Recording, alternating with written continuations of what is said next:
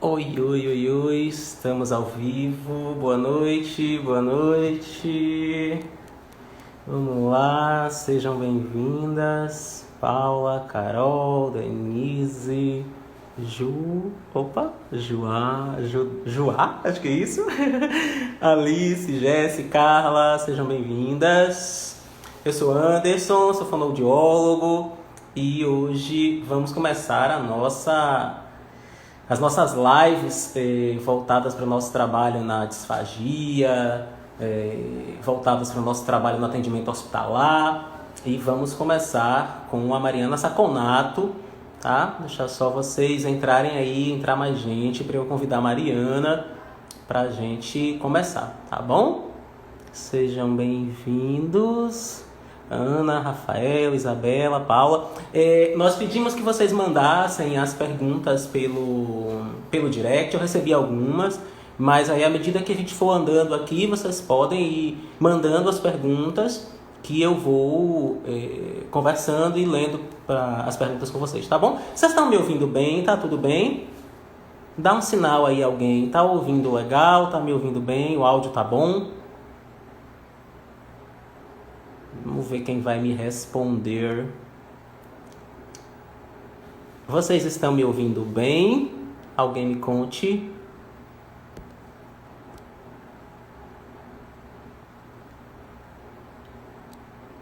Seja bem-vinda, Yumi, Vanessa, Melissa, Daniela. Eu acho que estão me ouvindo bem, né? Eu acho que sim.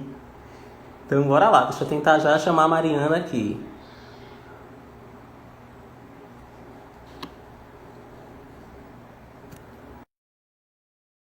Mariana me responder.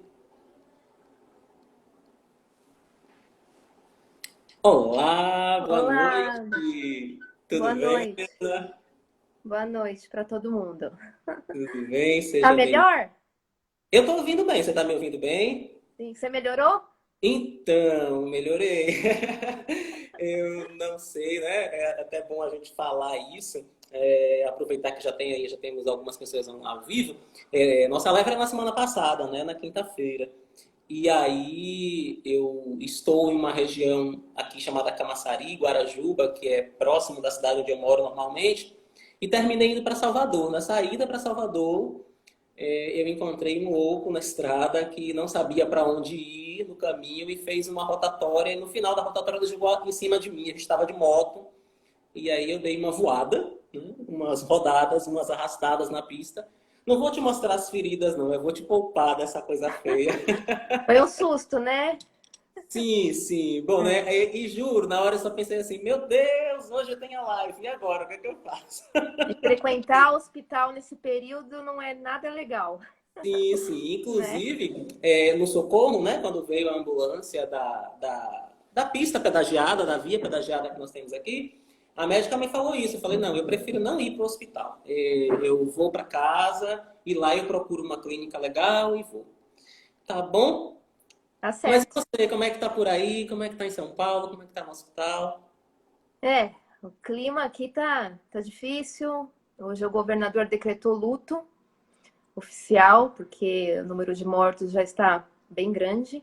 Uhum. Os hospitais cheios, e lá onde eu trabalho, no Instituto de Infectologia, nós estamos há quase 20 dias já com uma UTI, com ocupação de 100% da UTI e de 70% da enfermaria, só com casos de coronavírus. Então, nós, fonoaudiólogos do Instituto, hoje só atendemos pacientes com essa patologia. Uhum. Dificilmente, daqui acho que uma semana, duas no máximo, não vai ter mais nenhum outro pacientes com outras patologias, né? Apesar de ser um Uhum. hospital de infecto, provavelmente não vai dar entrada mais pacientes com AIDS, tuberculose, de forma isolada. Provavelmente Uhum. esses pacientes entrarão já também com diagnóstico de coronavírus. Então tá difícil. Vocês viraram o epicentro, né, Sim, sim. na contaminação.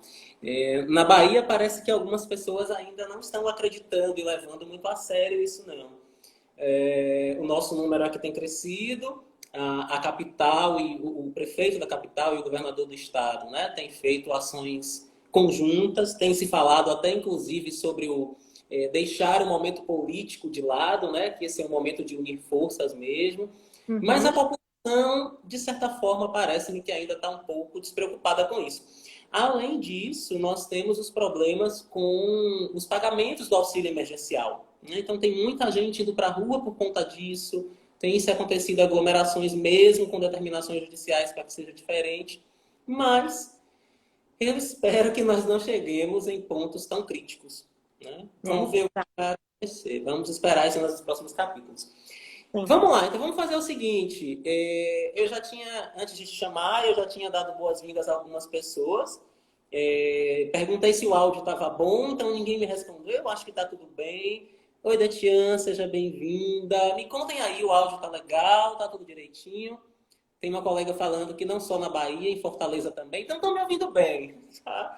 E aí nós vamos seguindo a live. Eu tenho já algumas perguntas que nós recebemos no direct, que eu vou fazendo aqui para Mariana. E vocês vão me perguntando aí, vão mandando aqui. Eu vou tentando acompanhar, depois eu volto nas perguntas e te faço. Tá bom assim, Mariana? Pode ser Tá desse certo. jeito? Pode, Beleza, pode. então vamos lá. Eu vou dar uma olhada aqui só nas perguntas que eu já tenho. E aí a gente pode começar. Veja bem, uma das perguntas que nós recebemos, eu não sei se o nome é esse, é Kathleen que mandou pra gente. Ela pergunta o seguinte: é viável fazer reabilitação nesse paciente pós-extubação em UTI, né, sem isolamento e nem pressão negativa? Uhum. Vamos fazer Super. assim, a gente faz uma pergunta e responde, né? Sim. Pode ser Uhum. assim? Sim, claro. Ok, Sua beleza. pergunta, sua pergunta nesse momento da pandemia é bem pertinente, né? Porque agora a gente começa a ver os hospitais de campanha, a gente começa a observar que esse atendimento vai ser feito também em um local mais aberto, né? Então, nós não temos mais os leitos, pensando no hospital de campanha, né? Não é aquele leito de isolamento que nós estamos acostumados a ver em um hospital. Então, o que é o leito de isolamento? Normalmente é um leito que está separado, né, distante dos outros leitos, normalmente fechado, com uma estrutura, com um layout, digamos assim, concreto, né?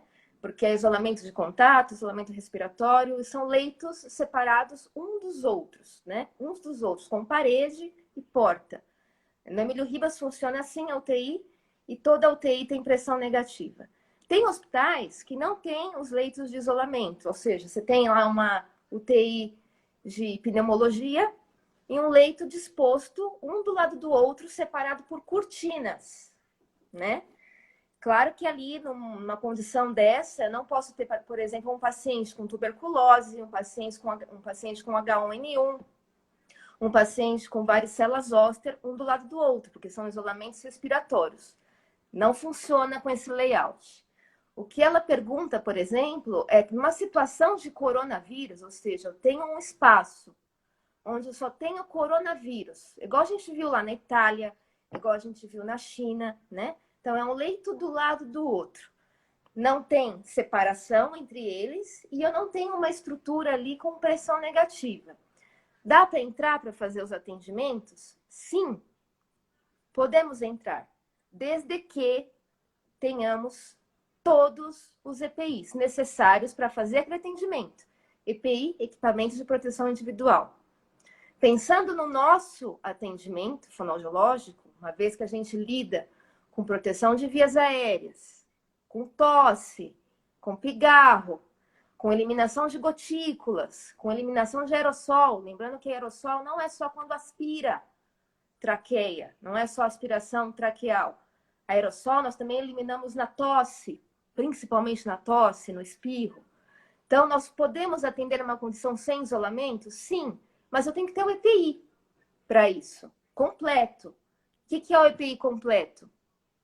Primeira coisa, a touca, sem nenhum adorno, esquecer brinco, esquecer pulseira, relógio, celular. Essas coisas têm que ficar fora, tá?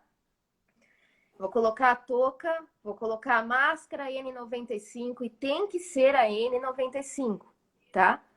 Não é uma máscara de proteção para gotículas, nós estamos falando de aerossóis. São partículas menores do que 5 microgramas. Então, é muito pequeno. Então, micrômetros, desculpa, tá? 5 micrômetros. Então, é uma partícula muito pequena e tem que usar a máscara N95, né? Para proteger-nos, para a gente se proteger disso. O óculos, a máscara, é importante. O capote, acima de uma roupa privativa. Eu não posso sair da minha casa e começar a atender os pacientes com a roupa que eu vim de casa. Tem que ser uma roupa privativa. Acima da roupa, eu vou colocar o capote. E as luvas. E o face shield, tá? É muito importante. Ah, mas eu já estou de óculos. Mesmo assim, eu uso face shield? Sim, porque eu tenho aerossol, eu tenho gotículas. Às vezes eu estou com óculos e com a máscara e a gotícula pode vir numa região que o meu óculos não está cobrindo. Então eu tenho que ter o face shield. Lembrando que o face shield ideal é do tamanho de 24 por 24 centímetros, não é qualquer face shield. Tem uns que são muito curtos, então tem que ser o de 24 por 24. Então, com essa paramentação, eu consigo entrar para atender um paciente sem isolamento na estrutura hospitalar e sem pressão negativa. Ok. Vamos lá, eu tenho uma pergunta aqui. Deixa eu fazer logo essa pergunta da... Cadê? Um monte de gente aqui, mandando um monte de coisa, dizendo que o áudio tá bom, beleza, muito obrigado. A Mariana está perguntando como é o fluxo de seu atendimento na UTI.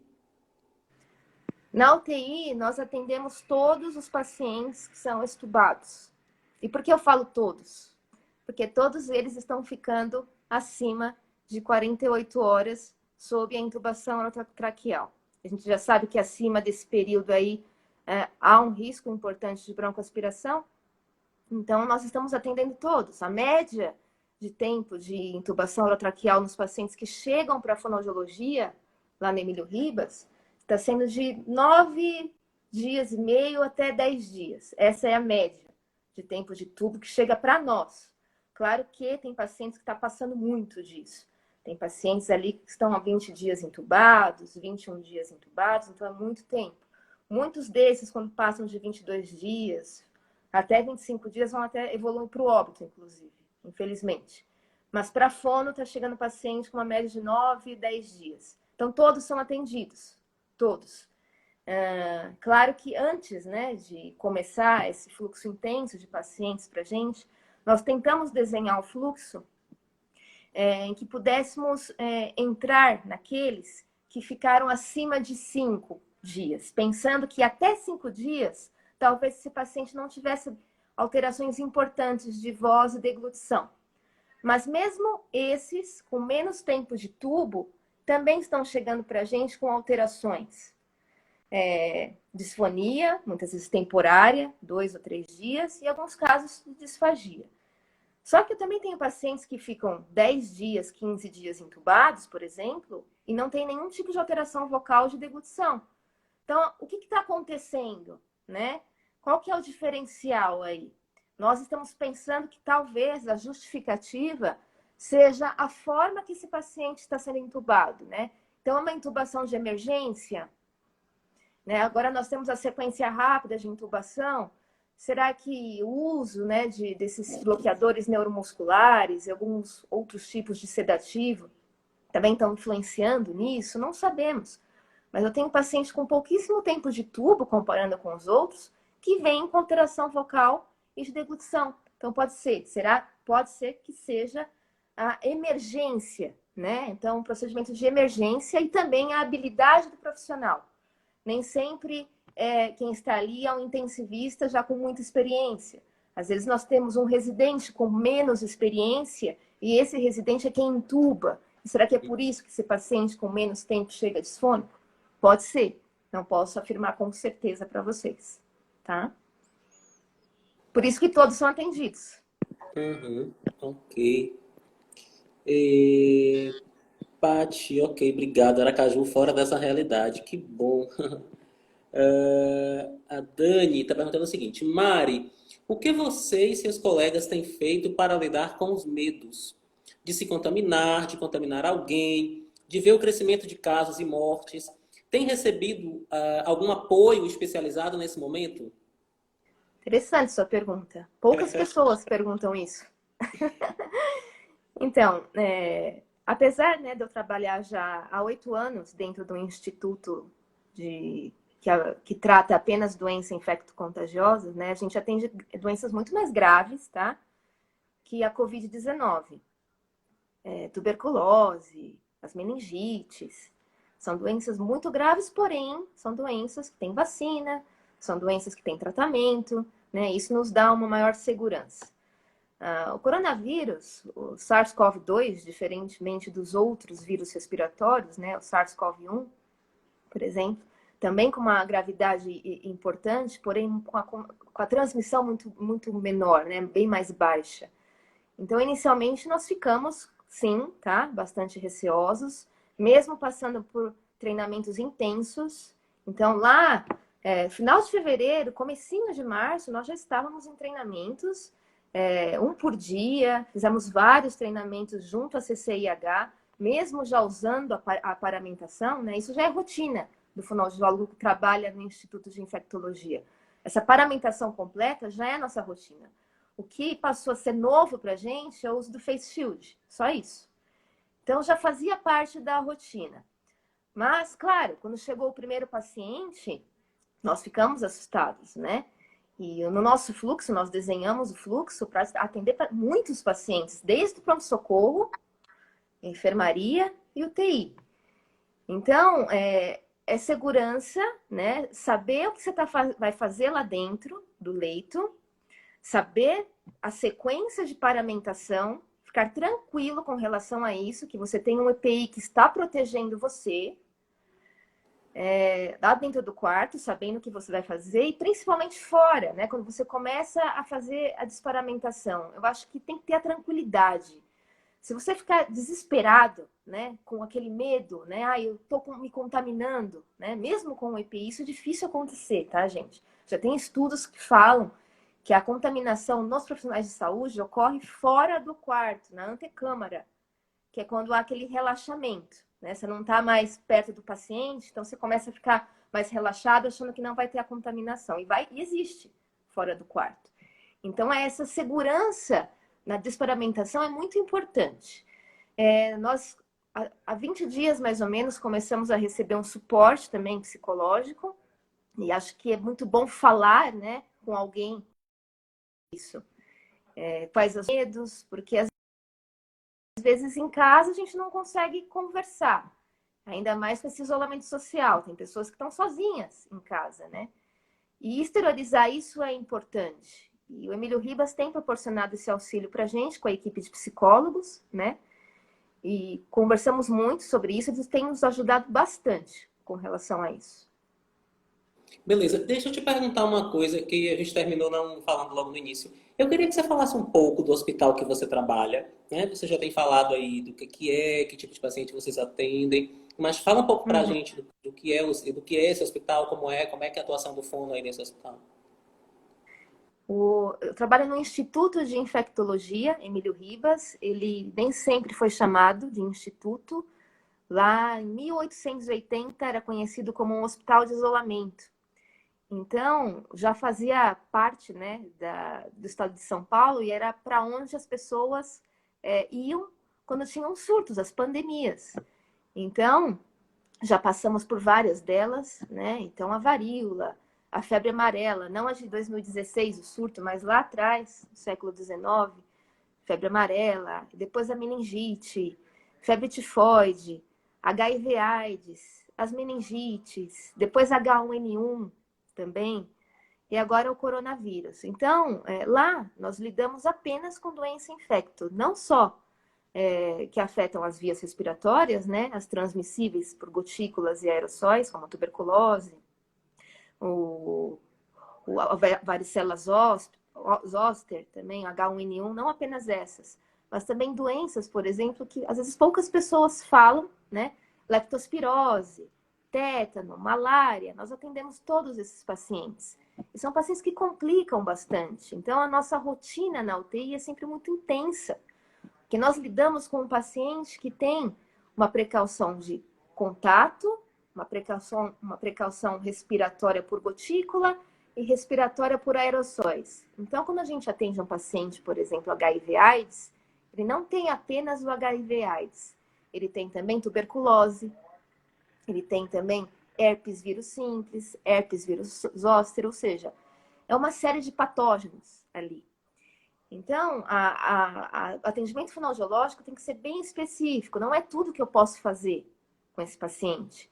Então, terapia indireta, que nós costumamos fazer bastante nos casos de disfagia neurogênica, tem que tomar muito cuidado com os materiais que eu vou utilizar, quais os processos, né? Então, por exemplo, o que eu gosto de fazer num caso de Alzheimer, de AVC, por exemplo, de fazer a terapia indireta, tocando dentro da cavidade oral do paciente, num paciente com HIV/AIDS, com herpes vírus simples, com herpes vírus zoster, eu não vou conseguir fazer, porque machuca, né? E o risco de contaminação do profissional também é grande. Então, se, por exemplo, minha luva rasgar dentro da boca do paciente, sangrando, aquela boca sangrante, e eu tiver, a minha pele não estiver íntegra, eu posso ser contaminada, né?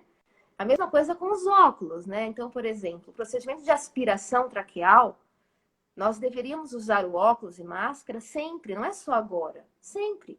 E mesmo com o óculos, já aconteceu acidente de trabalho com profissionais lá, de entrar secreção de paciente com HIV/AIDS na mucosa dos olhos, mesmo usando o óculos.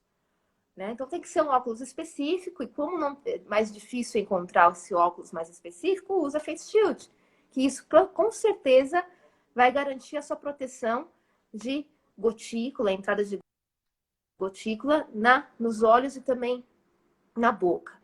Então, ela tem mais complexo, não dá para fazer tudo nesses pacientes, tem que pensar e sempre correr.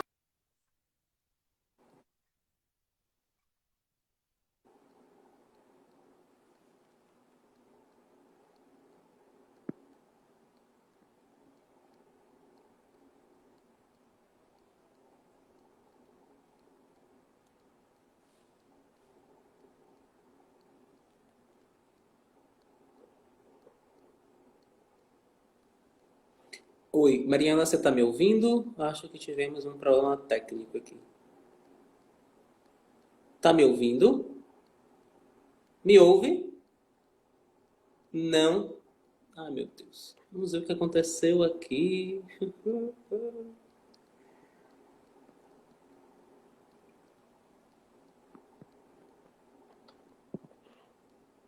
Sem som, ok, gente, eu tô vendo. Voltou, ficou mudo, o áudio sumiu, sem som.